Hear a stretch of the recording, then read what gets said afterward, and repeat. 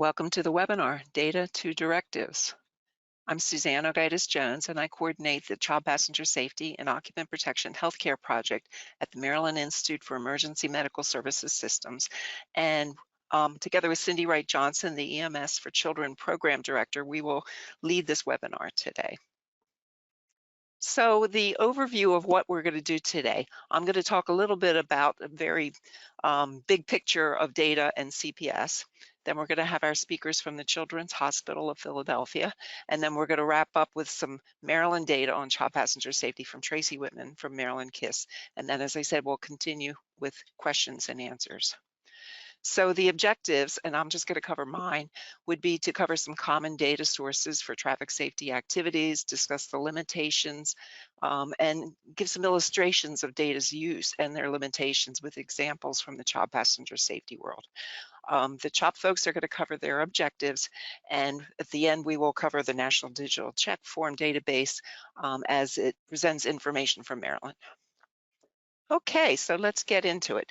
So child passenger safety may conjure images of cute kids sitting snugly in their car seats while their parents drive everywhere, confident that the family is safe in the car. But what came before the car seats? In other words, why is data important? Big picture of data.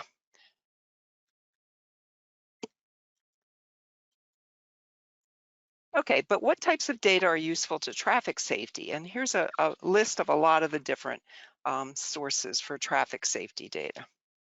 And we will mention a lot of these in what is coming up.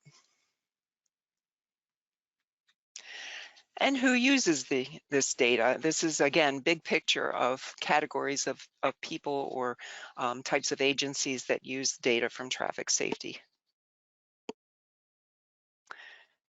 So now let's look at some examples of data in child passenger safety, some specific examples. So data used for product development. It maybe goes without saying that occupant restraints and car seats have evolved as data was collected and analyzed in the light of safety. I don't know about you, but I really do like seeing the old products compared to the new products. It really gives a tangible sense of, we've come a long way. What about data used to change policies, products, and education? Well, a very dramatic example would be the effect of frontal airbags deployment on children in the front seat. So airbags were pretty common in the front seats of cars by 1999 when they were mandated by federal standards. And the National Highway Traffic Safety Administration estimates that they had saved about 4,600 lives by then. But there were also deaths. There were at least 8 as identified through motor vehicle crash and hospital data. And these were to children who were sitting in the front seat and were killed by an airbag, either because they were unrestrained or they were in a rear-facing car seat. So this prompted a lot of quick changes in education and labeling about children not riding in the front seat and caused vehicle manufacturers to add features such as airbag on and off switches and smart airbags. Okay, so what about an example to show that we did something that without any data to support or refute an intervention? And an example for this would be adding head rolls for babies. So back when these pictures were taken about 20 years ago, it was fairly common that we were doing this thinking we needed to support the baby's head. But in that time period, in those 20 years, car seat manufacturers have made the seats a lot safer for the tiniest babies even, and they're often integrating a pillow or an insert into the seat, which is also attached to the seat so it stays where it needs to be. So we don't recommend this at all anymore. And the manufacturers will tell you not to do that, and then they'll give specific guidelines on how they do want you to use their inserts. But we also know from the world of safe sleep that we don't want to be adding in things close to the baby's head because it could interfere with the baby's breathing. There are cases where babies have asphyxiated in their car seats. And in the case on the right, you would only even add those rolled up blankets if the manufacturer approves it and it was really felt to be necessary, and that's rare cases. Okay, what about an example of possible conclusions we could make if we didn't have all the data or weren't looking at all the data? So this slide is taken from an amazing study done by called the Partners for Child Passenger Safety, and it was conducted by the Children's Hospital of Philadelphia, not our current speakers today, but it was a research study where they used data collected through State Farm Insurance, and they looked at data about children who had been in a motor vehicle crash, and they looked at injuries and all kinds of things, so they could really see what was going on. So with this chart, what we're looking at here, the vertical axis is looking at the percentage of children who are restrained, and the blue is was the data from 1999. The yellow is from 2007, and then across the y-axis is the age. So if you're just to look at this, you would think that between the ages of 4 and 8, there was a lot of progress made in the 8 years here. A lot more kids were restrained.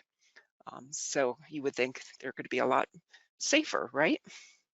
Well, when you look at additional data that they collected and published, here this chart is showing percentage optimal restraint. So the bars up here, the blue bars are the optimal restraint. That would mean that the child by age is in the correct restraint. So for the younger ages, it would be a harness car seat. In this 4 through 8 age group, it would be a booster seat or a harness seat. And then generally from like 9 and 10 above, it would be a seatbelt. And here you see the optimal restraint use drops way off in the booster seat ages. But what the researchers did here that makes it really interesting and useful is they superimposed the percentage of abdominal injuries over this. So you can see that goes way up in that booster seat age because those kids are actually in seatbelts instead of booster seats or harness seats. So they're suffering a lot of abdominal injuries. Okay, what about an example of conclusions and recommendations made with faulty analysis? Back in 2011, the American Academy of Pediatrics came out with their new policy on child passenger safety, and they said that all children should face the rear of the car until they're 2. Well, 5 years after the statement came out, a biostatistician tried to replicate the original paper that was the basis for that statement, and they couldn't do it. They ended up realizing that the sample size in the original study was wrong, so inaccurate conclusions of significance were made. So in 2018, the AAP changed their statement. Okay, and then what about, excuse me, a problem with motor vehicle data collection? And so on the collection and not on the analysis end. And we're looking at data here from Maryland. And this is data that is taken from the ACRS, the Automatic Crash Reporting System, which is how the police collect motor vehicle crash data. And then it was analyzed by the Maryland Highway Safety Office. So what this chart is showing is on the vertical axis, the number of fatalities. And then across the bottom is by year between 2007 and 2021. And the red part of the bar shows those who died who were unrestrained. Excuse me. The blue part shows those who died who were restrained, who were using seatbelts or car seats or something. And then the green line shows those for which there was no data. Either unknown restraint use, you couldn't tell, or the field wasn't filled in. So if you look at this, you see that that's a pretty big chunk of the numbers, that green line. In other words, if we knew more about these unknowns, then we might make some different conclusions about people who are dying in crashes and whether they're restrained or not. This is not unique to police reports. We find in the EMS reports in EMEDS about an 18 to 20% rate of not completing the cause of injury field in potential motor vehicle transports. So missing data is a problem. And then this graph is kind of similar, but in this case, instead of showing fatalities, it's showing the serious injuries. And again, you see the same pattern, a lot of unknowns. So to really make good statements, we need to not have so many unknowns, and we're trying to work on that in various ways. So with that as a background, a very quick overview, I want to turn over to our speakers from the Children's Hospital of Philadelphia, Rachel Myers and Leah Lombardi. So I want to thank everyone for joining us today and for that great opening and introduction. I'm excited. I'll kick it off today and then I'll hand it over to Leah.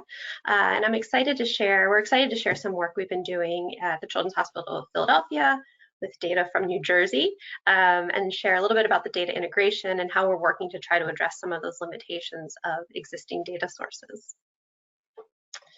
And just for a note that neither Leah nor I have any conflicts of interest to disclose.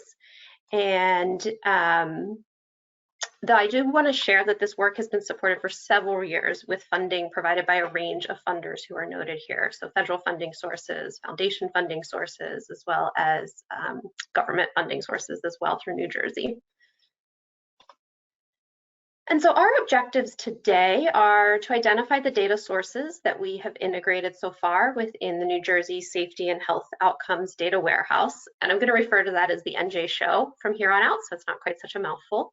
To summarize the linkage methods that we've used for data integration of these data sources, and then to explain how New Jersey, or how the NJ-SHO has been used to examine motor vehicle crash injury outcomes across the lifespan, including for child passengers, which I know is of most interest to this group, as well as vulnerable road users, and then switch and talk a little bit about how we're using the NJ-SHO to understand compliance with and opportunities to enhance child restraint use. And so you may be thinking, how on earth did researchers from New Jersey, or from Children's Hospital of Philadelphia, wind up with a New Jersey-based traffic safety resource? And it's a great question. So while we're based in Philadelphia, we have hospitals and clinics throughout the metropolitan area, including southern New Jersey. And we have a multidisciplinary research team, which includes epidemiologists, developmental psychologists, communication experts, clinicians, engineers, and so a diverse range of experts that we were able to bring together to think about how to use and integrate and disseminate knowledge from this data resource. We have a team with substantial expertise in data linkage, and Leah is one of those experts, as well as data management and data visualization.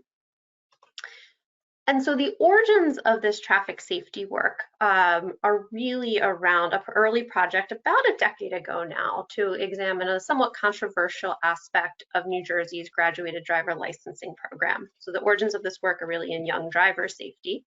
But you see here on the screen the red decal that New Jersey instituted to reflect that a driver had a permit or a probationary license. And our early work was really evaluating the impact of that decal on crash rates among young drivers. And so in order to effectively do that with comprehensive administrative data, we had to not only know the type of license that each driver had at the time of their crash, but also for how long and what license stage they were in.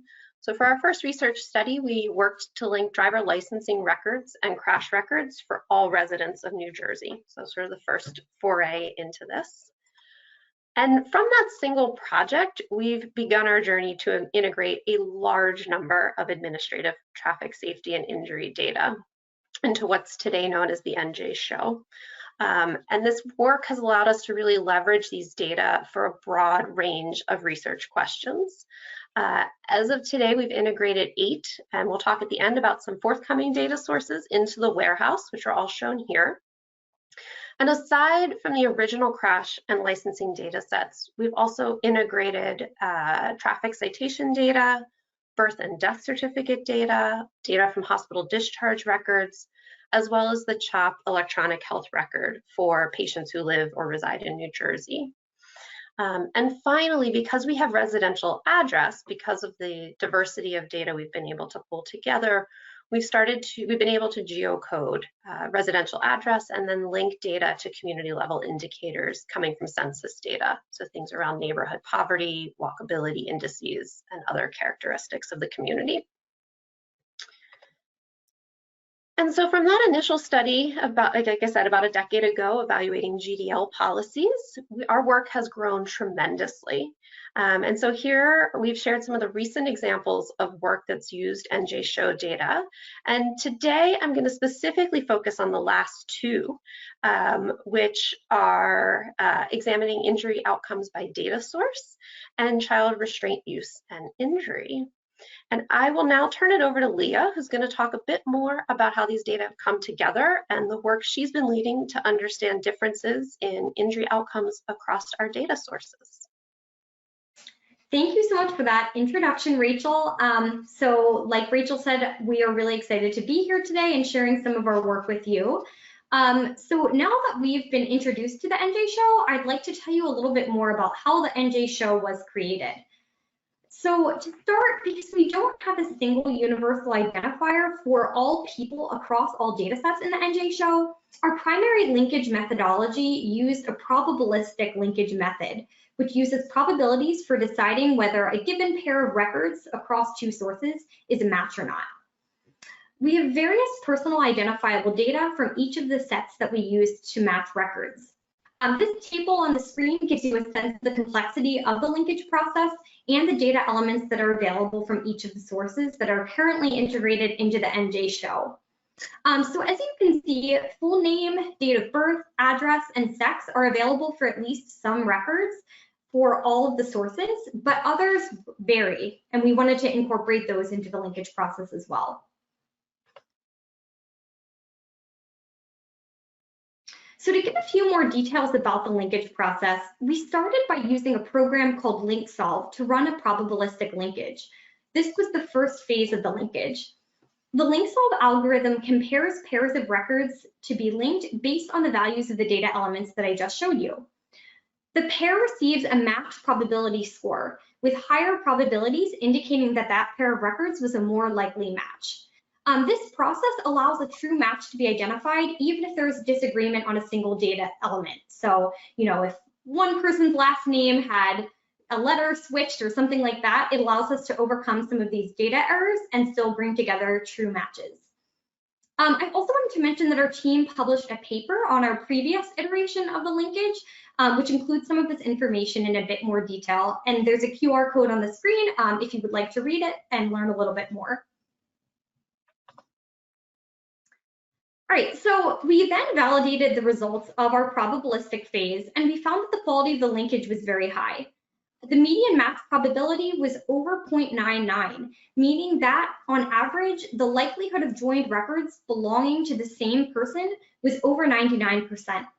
Additionally, nearly 94% of sets had a match probability of 0.90 or higher. This means that for almost 94% of people who had records brought together in the probabilistic linkage, the record that was least likely to truly match that person still had a likelihood at 90% or higher. We also evaluated the proportion of records that matched to another within the same data source and found very few records that are supposed to be unique, such as birth or death or licensing records. We would expect folks to only have one of those since you can't be born twice. We found that very few of those erroneously matched to another in the same source, so only 0.17% for birth and even lower for death. So these measures and others assured us that our linkage was of high quality. However, we had to conduct a second type of linkage to fully build the NJ-SHO, a hierarchical deterministic linkage.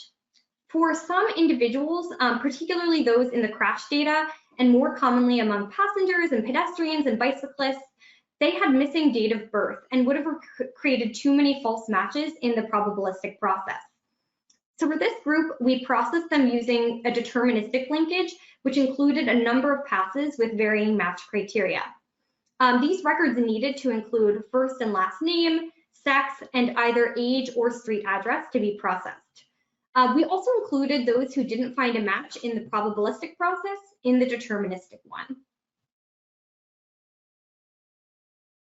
We again estimated the true match proportion of these passes. We validated the results of the deterministic linkage and similarly found the quality to be very high. For our evaluation here, we took a sample of records that were linked as belonging to the same person and hand reviewed them to see if they truly represented one person. This is called the true match rate, and we found that the true match rate was nearly 93%. We also took a sample of records that were not connected to any other sources in the NJ-SHO and looked to see if they should have found a match. This would be the false and non-match rate. We found that this was relatively low. Only about 8% of records should have connected with another record, but did not. All right, so overall, after both the deterministic and the probabilistic processes were completed, we have an NJ-SHO currently that contains 125 million records for over 24 million distinct individuals. 58% of those folks were only in one source, 21% were in two sources, and then 21% were in 3 or more sources. I also kind of wanted to give you a sense of where people are being found in the NJ-SHO. So 47% of those individuals had a driver's licensing record, 19% had a birth certificate record, 37% had any kind of crash record, so a passenger, a driver, a bicyclist, something like that, and so on. So we are going to continue to integrate additional years of data into the NJ-SHO, and this infographic shows you which data sources, which years of data are currently linked. So we have data for some sources through 2020 and for others through 2019. There's a bit of a lag in terms of when we can get data and the time that it takes to process them, but we're hoping to, continue to speed up this process and allow us to have access to timely data going forward. All right, so next I'm going to talk a bit more about the structure and features of the NJ-SHO. We have structured the data warehouse in ways that make it uniquely valuable for injury and traffic safety research and beyond. All right, so first we had to harmonize data across the sources as well as to convert each into SAS data sets. We use SAS data sets to upload into the LinkSolve system. So as you're probably aware, there is no universal way to record the same information for different variables across data sources.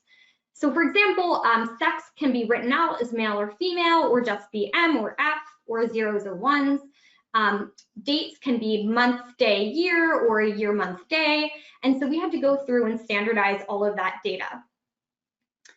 And then another nice feature of our linkage is that all data sets are linked independently to others.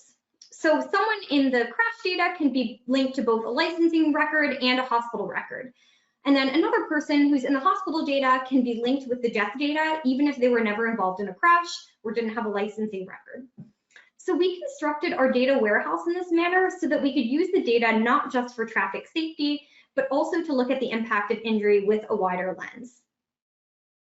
We've also organized the data into a series of relational tables with randomly generated unique ID numbers to connect the tables. We've removed all direct identifiers from the data warehouse. We can also use these data to both count events and calculate rates using population-based denominators.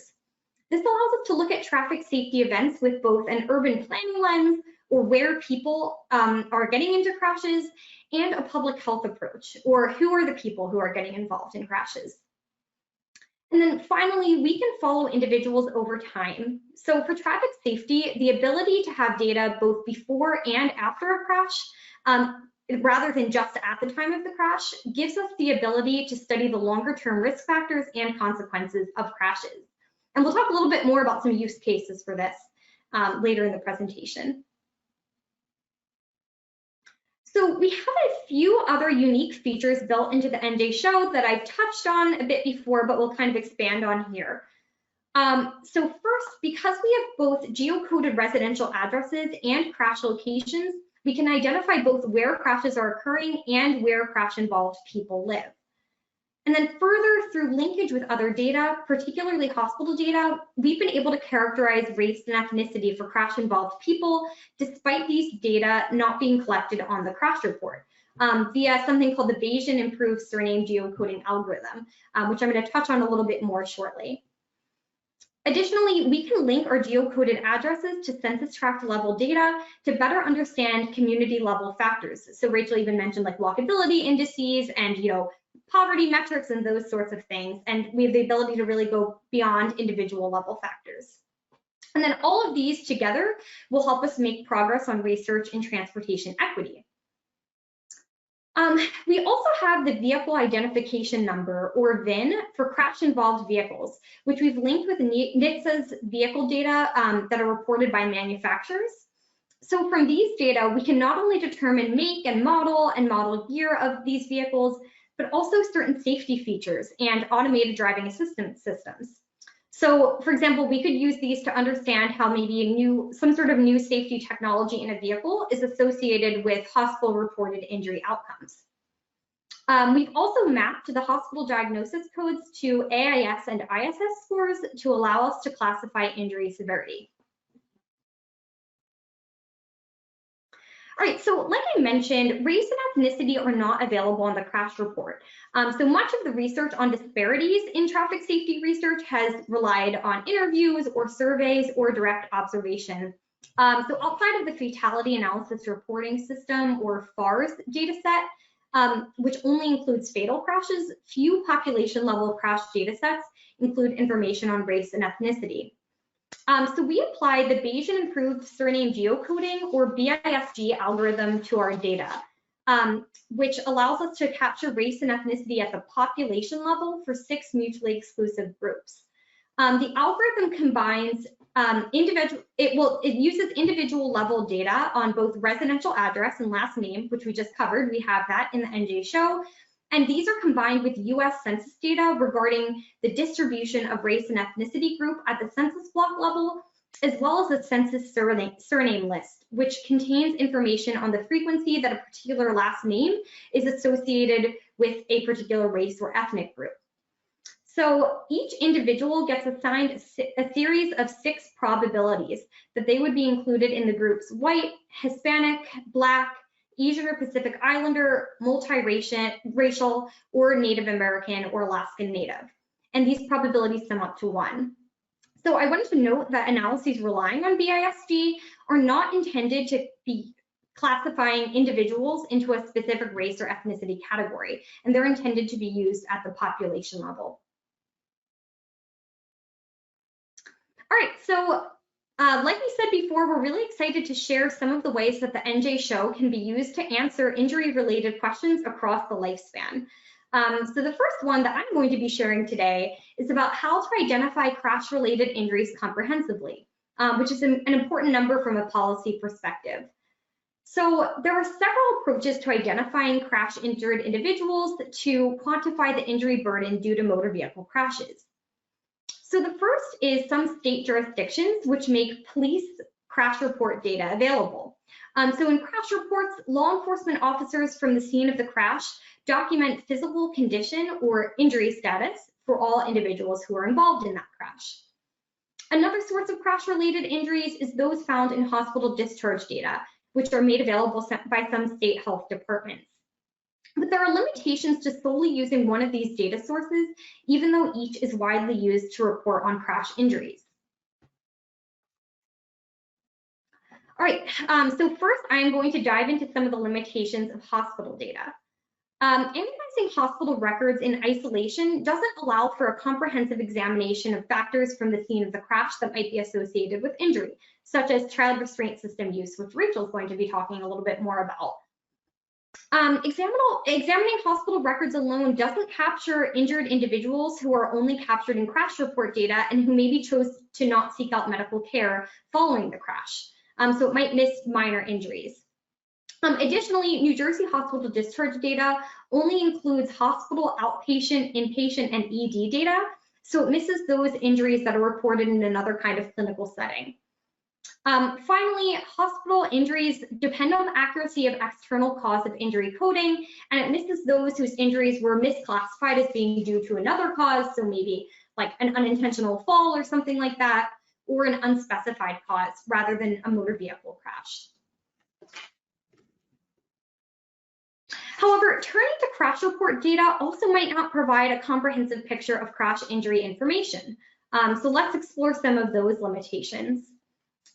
So first, crash reports contain limited data regarding injuries among crash-involved individuals.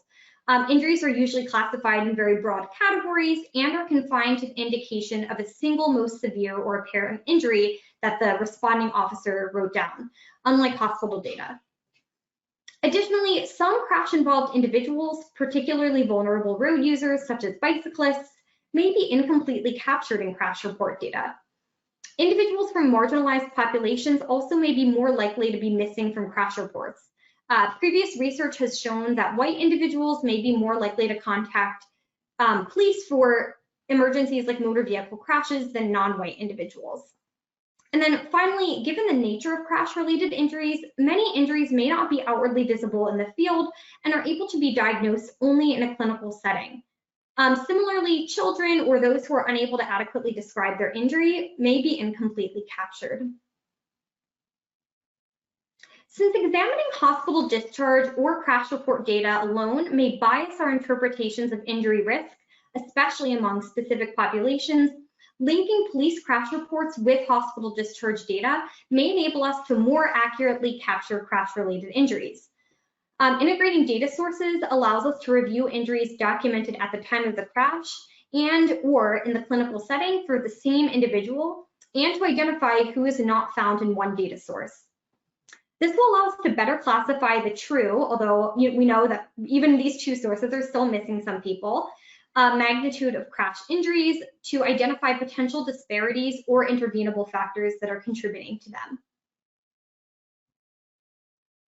All right, so our long-term goal is to develop novel sources of data that overcome these biases and limitations to better inform prevention strategies. Thus, we use the NJ-SHO to characterize the share of the injured population documented by hospital discharge and crash report data. More specifically, we determine the extent to which each source captured the entire injured population, both overall and by road user type and race and ethnicity. We also examined sex and age and injury severity, and there's more information on that in our injury-related manuscript that we published last year, which is linked via the QR code on the screen. Ultimately, this research will be critical in ensuring that applied analyses capture as many crash-injured individuals as possible and as accurately as possible, and allow us to identify specific populations that might be underrepresented by analyzing one source on its own. As an overview of our methods, we set out to identify crash-involved individuals in both the crash and the hospital data. We went on to classify the injury status for each of those individuals in each source. We then integrated the two sources to identify crash-injured individuals who are documented only in one source or in both. I'm going to walk you through our methods to identify and classify crash-related injuries next. All right, so first, we obtained hospital discharge data from the New Jersey Department of Health, which include ICD-10 diagnosis codes. We applied the 2019 ICD-10 external cause of injury matrix to identify the mechanism of injury for each hospital record and to determine if it was crash related. These are within the ICD-10 chapters V, X, and Y. We additionally identified individuals with an ICD-10 diagnosis code that corresponds to examination and observation following a transport accident. That's Z04.1. Our preliminary research for this project, Rachel actually conducted this portion, found that there were a number of individuals who lacked a crash-related mechanism of injury code, but who were documented by this code alone. And then to classify the nature of injury for crash-involved individuals in the hospital data, ICD-10 diagnosis codes beginning with the letter S or within T07 through T32 or T66 through T79 included all injury cases with the exception of frostbite, poisoning, toxic effects, or complications of surgical or medical care. We knew that we didn't want to focus on these injuries as they weren't suspected to be crash-related. There were also a substantial number of pain-related codes in the hospital discharge data, so things like headaches that don't meet the threshold for clinical injury, but that were important for a full understanding of crash-involved individuals seeking medical attention, particularly since a complaint of pain is classified as an injury on the crash report in New Jersey.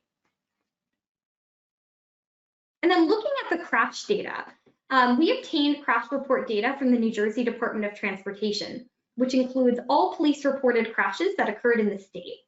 Information is collected on the crash, the vehicle, and the person level. We combined driver, passenger, motorcyclist, pedestrian, and bicyclist data. And then to classify injuries on the crash report among those individuals, we turn to the field on the crash report that documents physical condition of that individual. Law enforcement officers reporting from the scene of the crash use this field.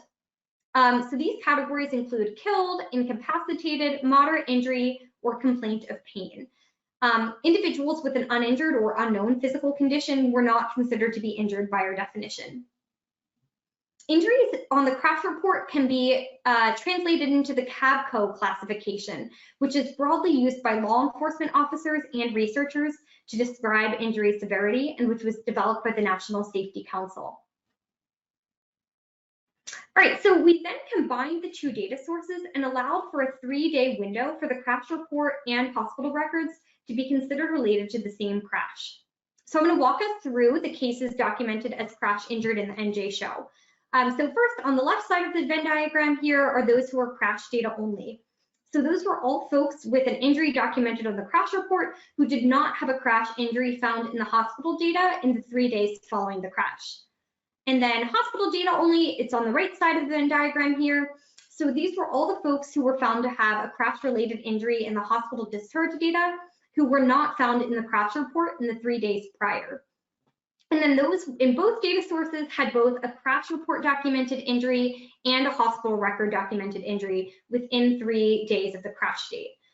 So going forward, I'm going to refer to the crash data only folks as C, hospital data only as H, and both as B. So our total crash injured population, so this entire Venn diagram, is C plus B plus H.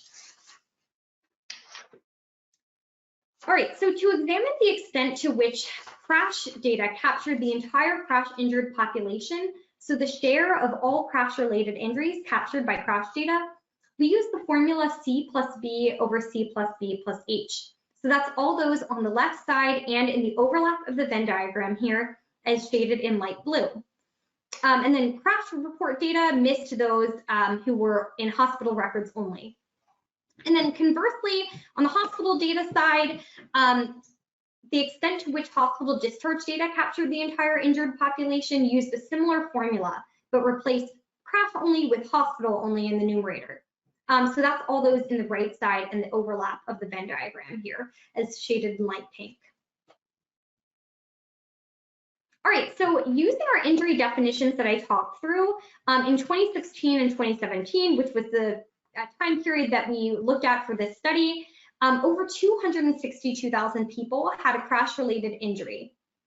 36% of these people were only in the crash report data, 27% were in both sources, and 37% were only in the hospital data. I'm now going to walk us through the share of records that were captured by each source. So this includes those captured only by that source, as well as those who were in both sources. So among all of those with a crash-related injury, so remember that entire Venn diagram, 63% of those were captured by the crash report data. But looking at the crash reports alone would miss 37% of individuals who were only found in the hospital data.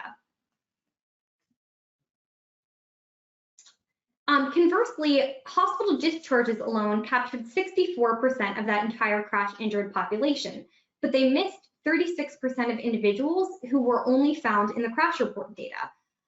So taken together, these findings are striking and demonstrate that relying either on crash report data or hospital data alone misses over 1/3 of crash-related injuries.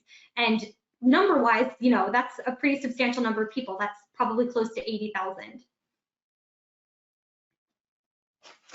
So we next stratified by road user type to better understand if there were specific groups who were disproportionately getting missed by the crash reports. So while crash report data captured 73% of drivers and about 60% of passengers and pedestrians, it only captured 41% of bicyclists and a rather low number of motorcyclists too, only 52%.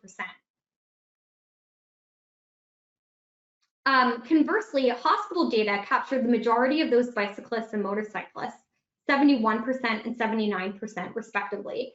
Again, looking at crash report data would undercount the number of bicyclist and motorcyclist injuries in particular by a pretty substantial degree. All right, so we then stratified by race and ethnicity. So like I mentioned before, race and ethnicity are not documented on the crash report. And so to be able to do any kind of equity analysis related to crashes, you really need to be linking your data.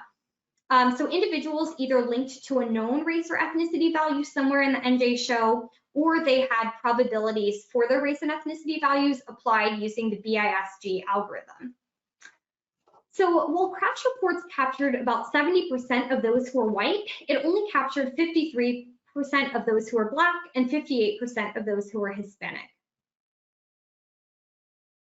Conversely, hospital discharges captured the majority of those who were Black and Hispanic, and then about half, a little over half of those who were white and those who were another type of race or ethnicity. So again, from an equity perspective, if we're only looking at crash report data, we are missing specific populations disproportionately, and our analyses from a targeting and intervention perspective are going to be biased.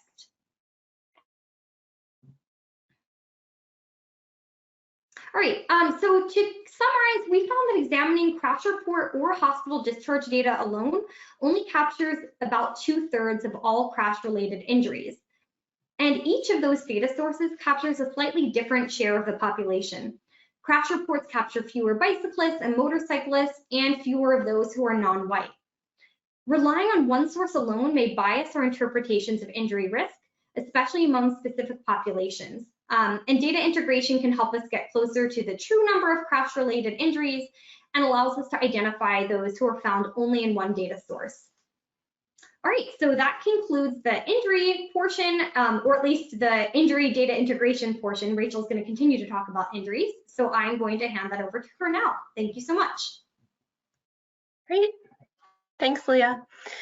And so, great. So we wanted to provide another example of how we're able to use the NJ-SHO data and shift gears a bit to focus on some of the work we're doing in the area of child passenger safety. And so while much of the work from the data warehouse so far has focused on drivers, one of the unique strengths of these data and this data resource is that it has the potential to provide data for all individuals involved in the motor vehicle crash, including child passengers, for whom there's often insufficient information in other administrative data sources. And so I won't dwell on current restraint recommendations. That's already been set up well for us, and I know this audience is well familiar. But as you're likely aware, over the last decade, there have been strong efforts to advocate for and recommend that children remain rear-facing until they exceed the limits on their height and weight limits on their child restraint system before graduating to forward-facing and booster seats and eventually the vehicle seatbelt. However, we know that despite these legislative and advocacy efforts, adherence to these laws and recommendations continues to remain unclear, which ultimately limits our ability to understand the success of these restraint practices and crash injury mitigation for the youngest child passengers. And so briefly, while all US states have laws requiring some degree of child restraints for infants and children, these laws vary greatly with degree of specificity. And so I've shown here my last count, at least 26 states and DC have rear-facing CPS laws. Note that some states have very broad or vague statutes, such as children under 5 must be in a child restraint system, but no real specification or meaning of that. And so then looking specifically at New Jersey, I've shared here the most recent child passenger safety statutes, which were enacted in 2015. And so all children less than 8 are to be restrained in the rear seat, and then children less than 2 in rear-facing seats, children less than 4 in rear or forward-facing seats, children less than 8 in a rear, forward, or booster, belt positioning booster, and then after 8 to graduate to the vehicle belt. And so this is similar to the Maryland statutes as well. And so the objectives for this work were given that context to begin to describe child passenger restraint use by key child, driver, vehicle, and crash characteristics in New Jersey, and begin to examine injury outcomes among the youngest crash-involved passengers, with the thought that these results can help inform our efforts to understand compliance with and opportunities to enhance safer restraint among children. And so using data from 2017 to 2019, we initially identified over 500,000 occupants in crashes. Of these, about 120,000 were noted to be between the ages of 0 and 12 at the time of the crash. And we further limited our sample for this study to children who were noted to not be in the driver's seating position in a passenger vehicle. So we've excluded things like school buses, and also excluded children who were noted to be in the cargo area or for whom restraint status was unknown at the time of the crash. And so that led us with a sample of about 90,000 child passengers for this work. And so we descriptively summarized the prevalence of child restraint use by age group, less than 2 to 3, 4 to 7, and 8 and older. Child characteristics, seating position. We also described restraint use by driver characteristics, vehicle characteristics, and crash characteristics. And then I'm going to share some preliminary data looking at body region of injury across our 2 data sources. And so just for context, here I've given you or shown some data to give a sense of the distribution of child passengers involved in motor vehicle crashes in New Jersey from 2017 to 2019 by age.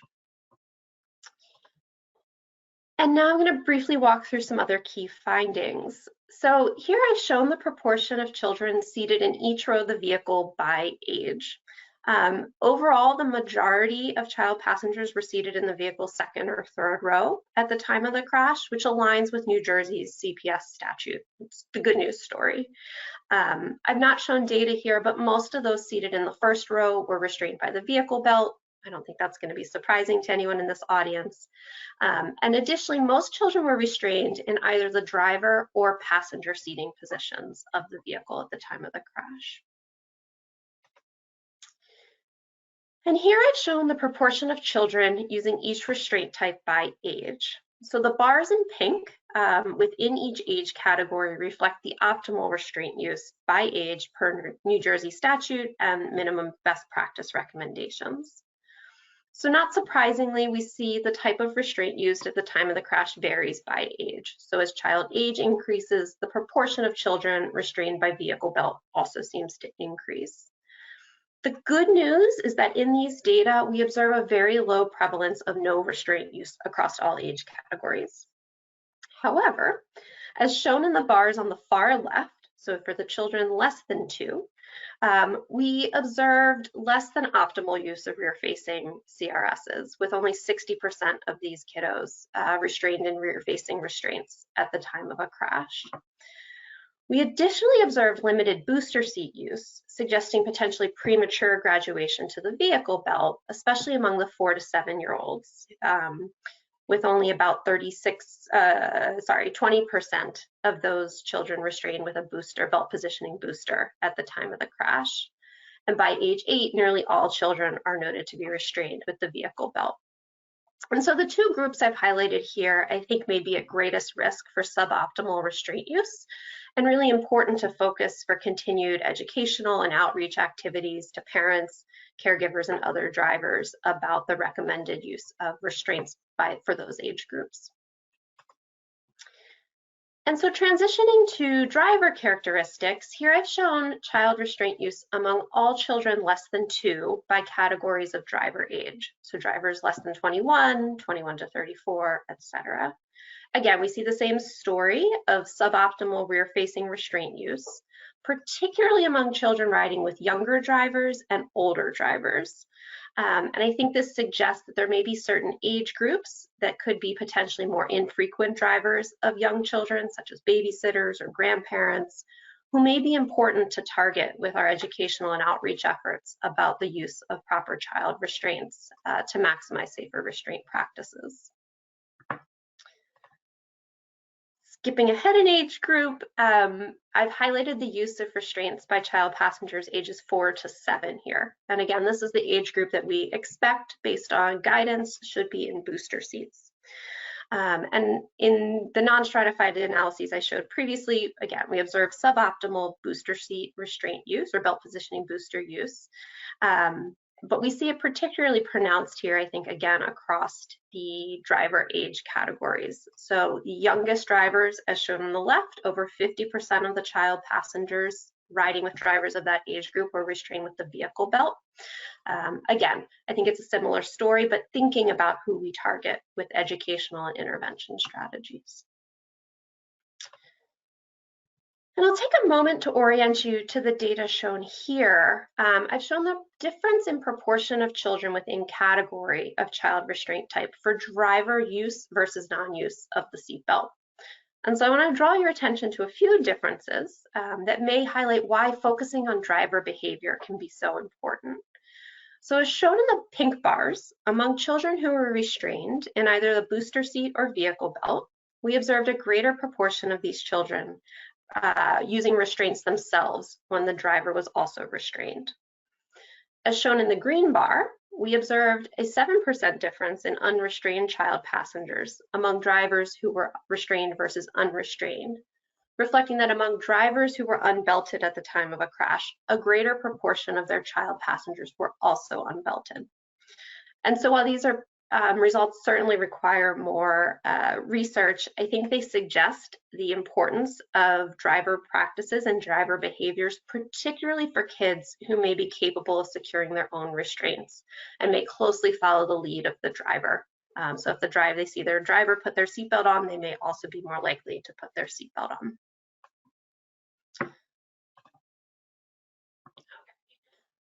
One of the characteristics we looked at were around the vehicle. And so we see this phenomenon I've started to call newer parents, newer cars. Based on our data, the youngest passengers reflected here by rear-facing CRS use appear to be riding in the newest model year vehicles. A greater proportion of our older child passengers are restrained by the vehicle belt. And so I think we have to think about which children are being afforded the newer vehicle safety features. And so one hypothesis, again, is that drivers are buying new vehicles to accommodate their growing family, and then these vehicles are aging with the family, so that newer safety features are less likely available for vehicles in which older child passengers are riding. I also think these results are potentially important for audiences like this who need to highlight and think about the need, the fit of different CRSs in newer model vehicle years. And so as Leah's already shared, we're not surprised to find differences in the availability of data between crash and hospital reported injuries. So of our nearly 90,000 child passengers, about 10% had a documented injury on the crash report for fatal, suspected, serious, suspected minor, or possible injury.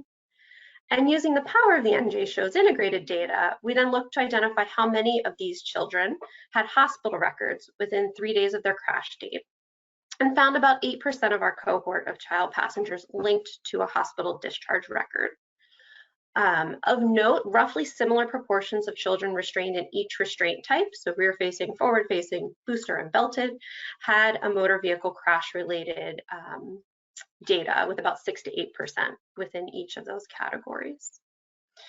And then further, about half of those children had an ICD code reflecting an injury or pain diagnosis. And so this led us to examine possible differences in injury across those two data sources.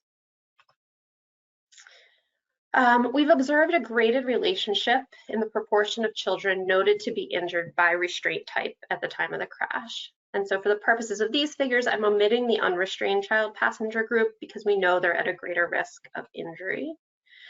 As shown on the bars on the left in blue, among all children restrained in rear-facing CRSs, 5% were noted on the crash report to have a possible injury, with an increasing proportion of children injured across restraint types. So 13% of children who were belted at the time of the crash were noted to be possibly injured on the crash report. Then if we switch and look at the bars on the pink, we see the same sort of story. 13% of children who had a motor vehicle crash related hospital visit and were in a rear-facing car seat had an ICD injury or pain code. And again, we have that graded pattern of injury diagnosis. Over half of children with an MVC related hospital visit who were in booster seats had an ICD injury or pain diagnosis, and over 70% of the belted child passengers. So in our work that's currently in progress, we've begun to examine how body region of injury may vary across these two data sources, as this is particularly important for our continued injury mitigation efforts. We spent a lot of time thinking about abdominal injuries and head injuries in particular. And as most traffic safety research is often limited to crash-reported data, we look to see how the frequency or rank order of injuries varied across these data sources. The column on the left here shows the order of body region of injuries from most to least frequently documented on crash report data. So for example, the head injury or head region was noted to be the most seriously injured region for over 2,000 children, while the abdomen and pelvis region were noted to be most seriously injured region for about 350 kids. The column on the right shows the rank order of body region for injuries from most to least frequently documented in the hospital data.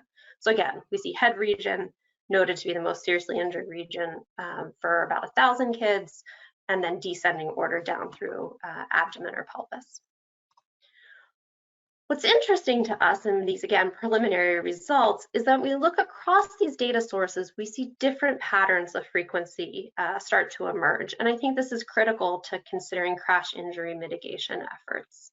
So namely, several body regions were less frequently reported in the hospital versus crash data, the neck, face, and chest or thoracic region, while other body regions were noted to be more frequently injured in the hospital versus crash data, namely the back or spine and the upper extremities. And one region that has stood out particularly to us and other project collaborators is lower extremity injuries, which appear more frequently injured in hospital versus crash data. And so while these data are exploratory and our work in this area is very much in progress still, I think they raise important questions about conclusions drawn from crash data, possible sources of bias in field reports, and provide meaningful insight into the injuries experienced by the youngest vehicle passengers.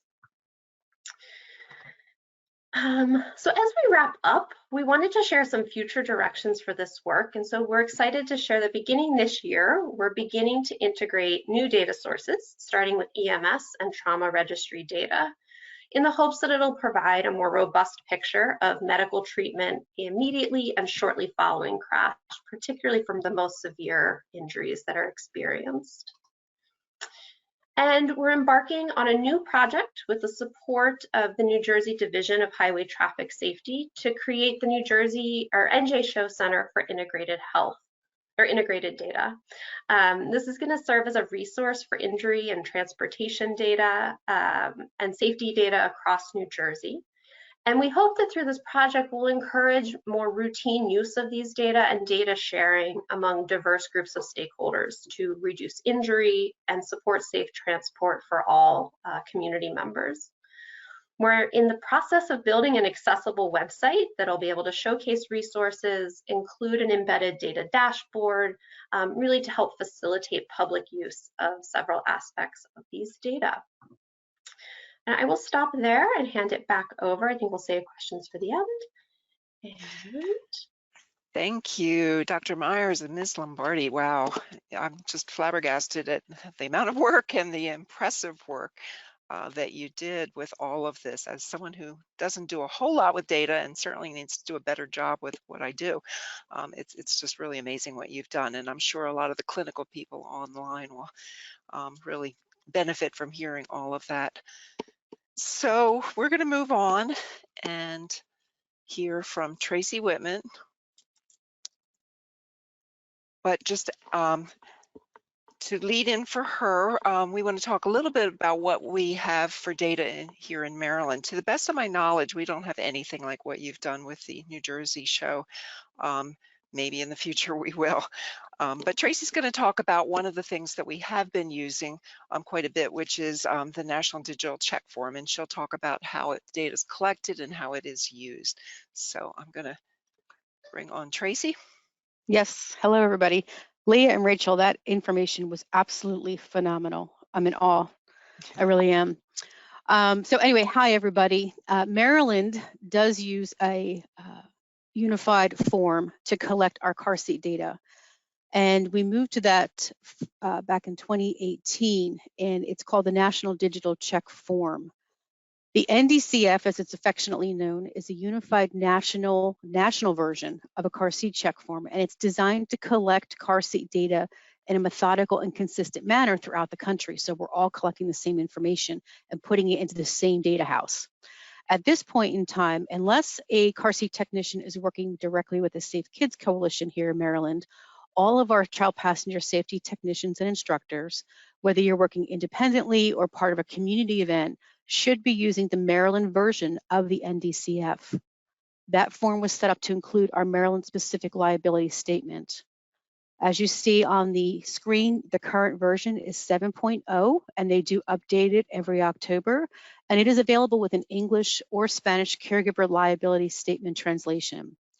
There is a paper version for those who really do prefer or do not necessarily have access to any kind of technology. There is a paper version where you would record all of your results. We do ask that you transfer it back up into the data site so that it can be recorded and tracked with the rest of the data. Whenever possible, if you have access to any kind of phone or tablet or computer, we ask that you use the online app to store that information directly up into that database. It also helps streamline that inspection time because there are skip patterns built into the online version. Next slide. So as of today, we have 81 agencies set up with agency-specific profiles that have that Maryland-specific liability statement inserted into it to ensure that Maryland-specific forms are collected. And what we have found is that 168 or 45% of our child passenger safety technicians and instructors have active profiles within the NDCF database. Among that, since July of 2018 through the end of December 22, we have 3,537 forms that have been entered for car seat inspections. As they enter the forms, all of the data is cleaned and reviewed by the NDCF's epidemiology team. So that data is generally about 2 months behind when it's entered. When I created the slides, we were at December of 22. They just updated it, so we're now current as of the end of January 23. Next slide. There's multiple reasons why we moved to the NDCF. All of this was actually taken from the CPS board. As far as a screenshot, it does streamline that data collection process. It's very methodical and it leads everybody through the same format every single time. It helps to eliminate missing data fields, and it reduces the efforts to store, manage, and clean up paper forms. It also eliminates the need for paper forms, which was awesome as far as our program was concerned because we have to archive those per our state agency policy retention. So now it just goes right on up into the cloud. It is HIPAA plus some kind of additional level compliance. It provides links from the NHTSA site. We can actually, if you're using the online version, you can tap right into a new tab and look for car seat check or vehicle recalls. You can look up car seat manufacturer's instructions if they don't happen to have it. The seat check form is immediately available. That actually does have a 2-month delay. When they created this, you can see it immediately into your Excel spreadsheet that pops up in the individual profile, but it won't be clean. It'll just be an Excel spreadsheet. If you want that clean data where they've checked to make sure checks and balances are there and it makes sense, there's that 2-month delay. The agencies themselves will have access to their own organization management if they're set up as an organizational manager, and all of the technicians, once they start collecting their own data and plugging it into the database, they'll actually have their own lists and Excel spreadsheets worth of data, so they can start to track their own trends as well. They can also utilize that to track their recertification information. And then the biggest thing we find is number 8 and number 10, and that is it helps us target our outreach strategies. Where are car seat checks happening? We can utilize those to include it into our annual grant and grant fulfilling reporting responses. And then our biggest thing is we want to track our data and trends because it will give us a more complete image as to where our education messages need to go. Next slide. So this is just one of the screens that are available under our dashboard for Maryland. And what you'll see is that we have a broad network of child passenger safety technicians providing car seat checks, and we have for decades. but the extent and the reach has been limited, at least as far as we knew when we had the old version of the paper forms. Many of the volunteers did not send those forms to KISS for recording, and even if they used a form at all.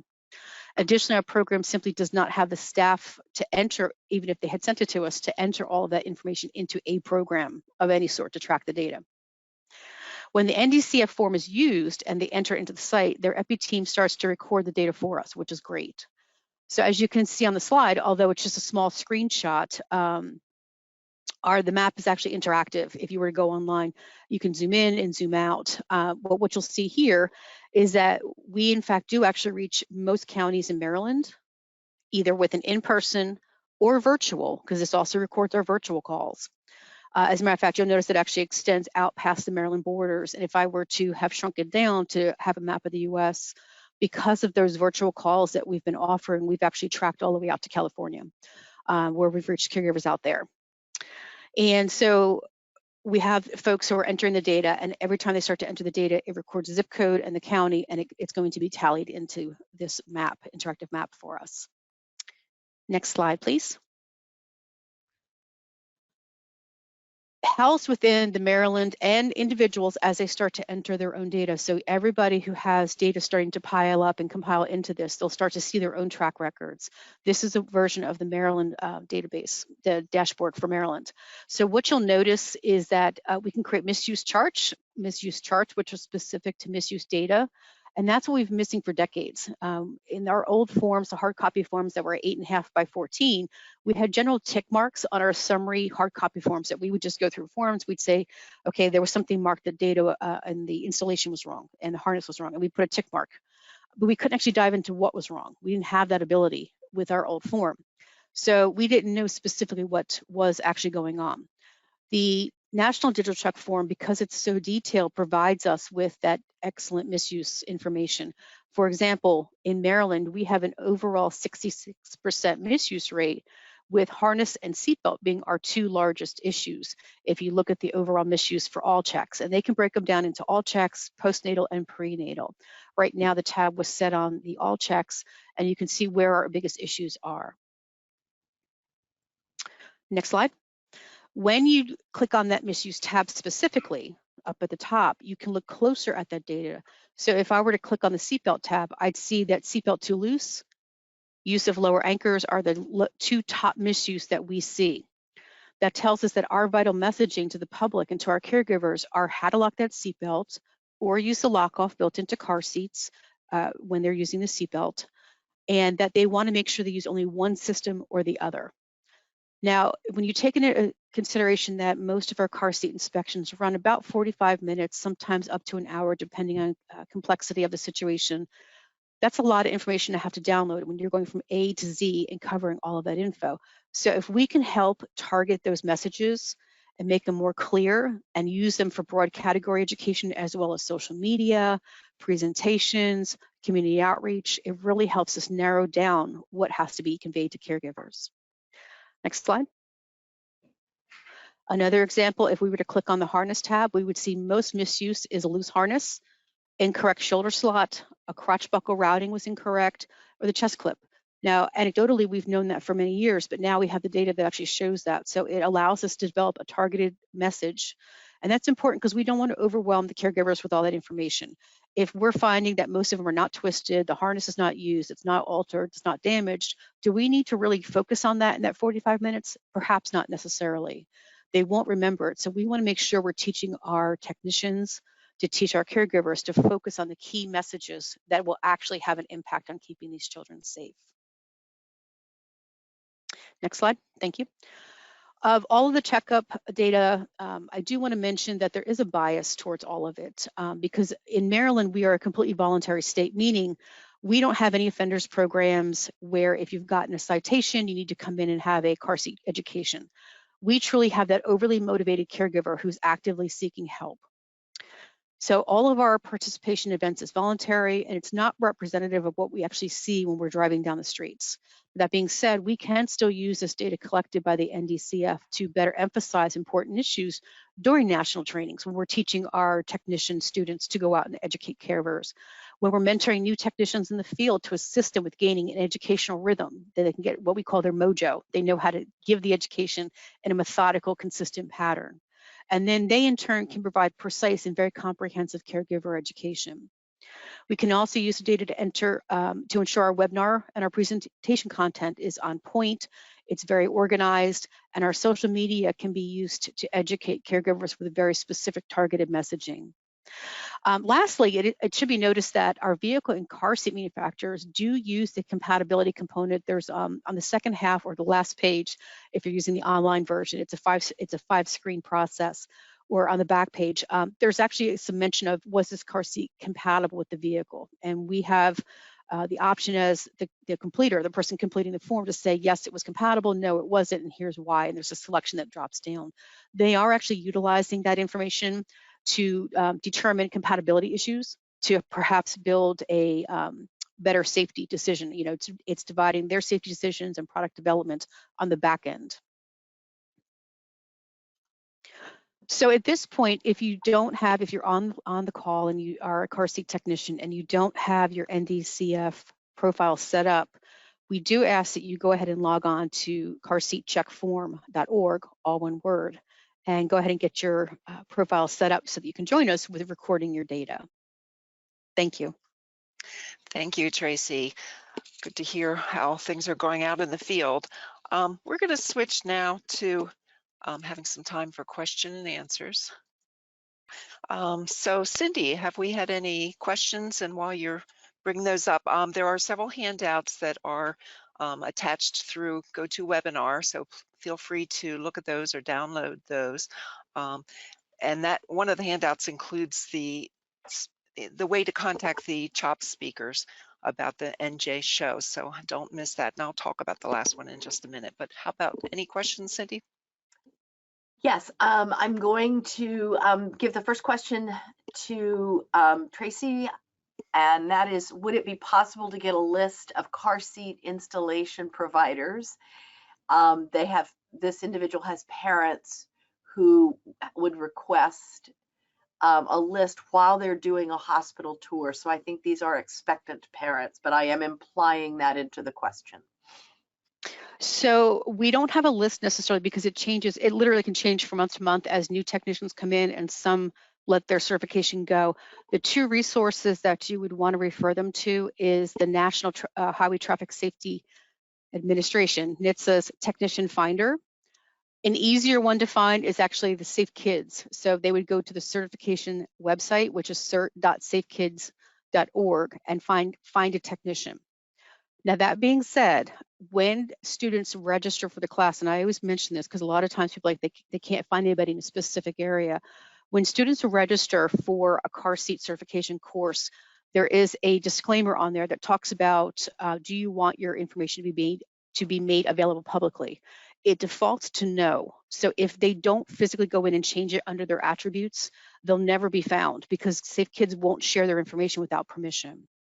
So a couple times a year usually, and I do mention it during class, and I remind them in my follow-up email after they're done with their certification course, if they want to become a public resource, somebody that they can reach out to, they have to physically go in and change it. In that last module, I actually show them how to do that. I click online and I share my screen from the computer and I show them, and it's a lot to have to kind of process. So we do walk them through that afterwards and then another email. So it may be like, for example, we have over 350 car seat technicians. You may only find half of them available actually on either of those search engines. Okay, great. Tracy, we have the next question will actually go to Rachel. A question specific to the data that was presented. Are there patterns of injuries by child restraint available to view by age or type of restraint? That is a great question and work we're doing right now. So I have a slightly unsatisfying to be continued answer to that. But I think that's one of the real advantages of this NJ-SHO integrated data is the sample size so that we have, you know, almost 90,000 child passengers here, but are able to do some of that more specific analysis, which has been a limitation in the field so far of just having too few child passengers to make meaningful conclusions about the interaction between age and restraint type and injury outcomes. So more to come, maybe in a couple months or this time next year, we'll be back with more to share on that. But I appreciate that question, and we know it's an important one to think about, especially as we see kids maybe advancing too quickly to the next sort of set of restraint types. There is one other question, Suzanne. Okay. And I think it would probably be helpful to answer it.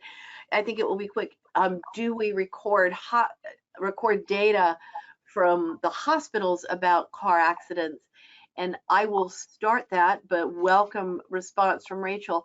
All of our hospitals, whether the child is taken to an emergency department, and there are 49 across the state, or to one of the 11 trauma centers, records the injuries and the diagnoses.